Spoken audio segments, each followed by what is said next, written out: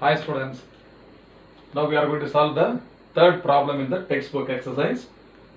Assuming VCE saturation equal to 0.2 volt and the current gain beta is equal to 50, find the minimum base current IB required to drive the transistor given in the circuit to saturation. Now for any transistor we have already studied that the emitter base junction should be forward biased and the collector base junction should be reverse biased, so that the transistor will be operated in the saturation region. So it is very clearly given that the transistor is operated in the saturation region. So the three terminals of the transistor first you will have to note down. So they are the base, collector and the emitter. The base is connected to the input, okay. So the current flowing through the base is taken as base current. This is the input current. Base current is the input current. And the collector current IC, collector is connected to the output terminal. Therefore the collector current is called the output current. Now the emitter terminal is kept in between the input and the output, that is common terminal. So this transistor is a NPN transistor. You can see the conventional current is flowing from the collector to the emitter, and this is in the common emitter configuration. NPN transistor in the common emitter configuration. Okay, what are all the given quantities I am going to write? You see the potential difference between the collector and the emitter. VCE means what?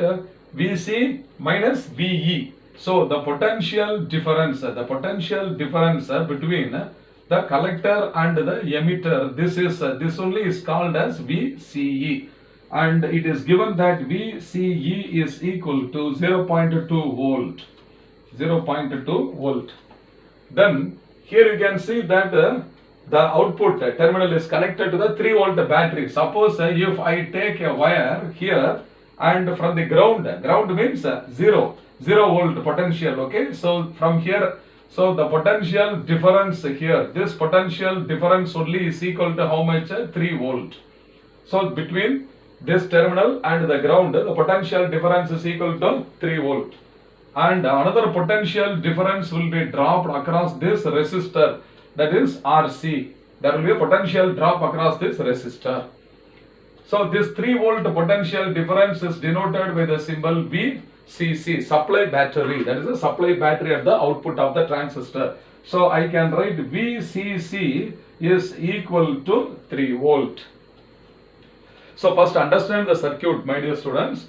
So between this plus 3 volt and 0 volt, the potential difference is 3 minus 0, that is 3 volt. That is the potential difference across these two terminals. And already the potential difference between the collector and the emitter of the transistor.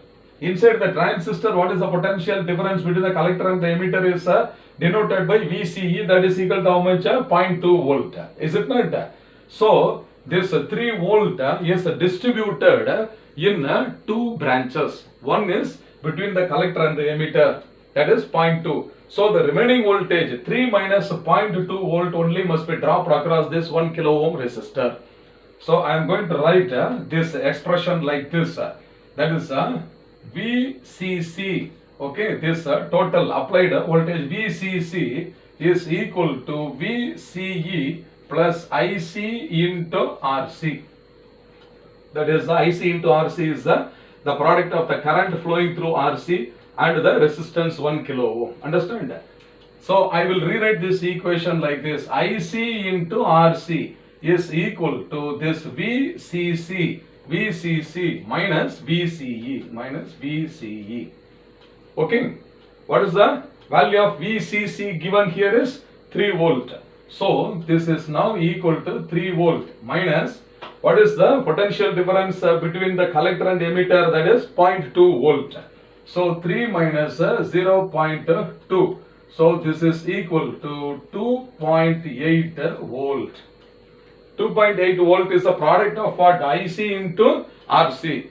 Therefore, what is the current IC alone is equal to? Therefore, what is the collector current is equal to? this 2.8 divided by IC.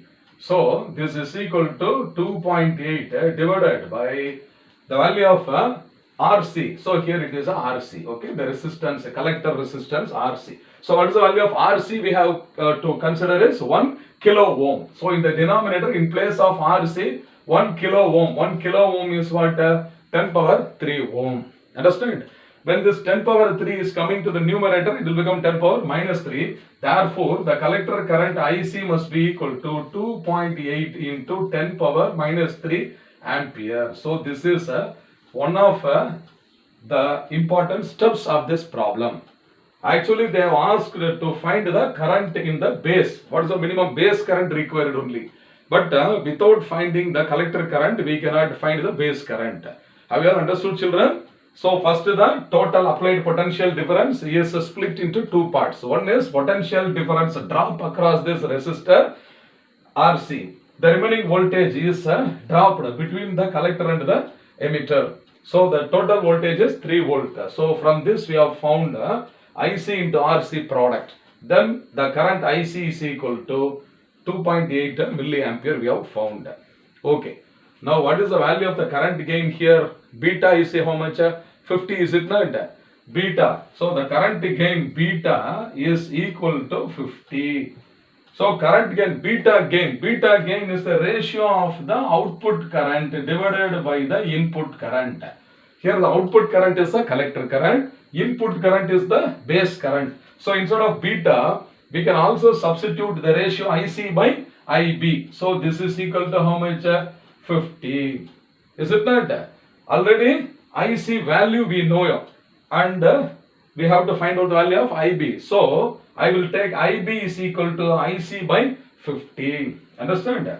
Therefore, base current, okay, that is a base current, I base is equal to IC by 50. So this is IC divided by 50. So this is equal to 2.8 into 10 power minus 3 divided by 50.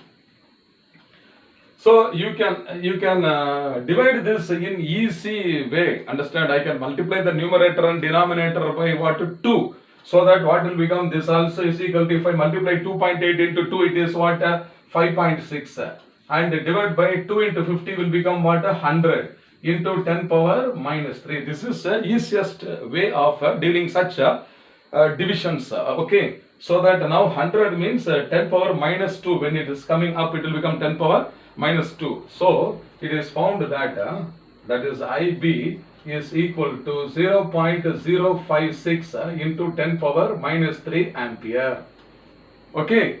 So here 3 decimal digits are there. I can also write 0.056 as 56 into 10 power minus 3. So this also can be written as 56 into 10 power minus 3 into already one 10 power minus 3 ampere is there. So that the total will become 10 power minus 6. So this is equal to 56 into 10 power minus 6 ampere. Therefore, the base current is equal to 56 microampere. This is the final answer which is required. So in this type of problems, stage by stage you have to do it systematically. I hope you must have understood well. Fine.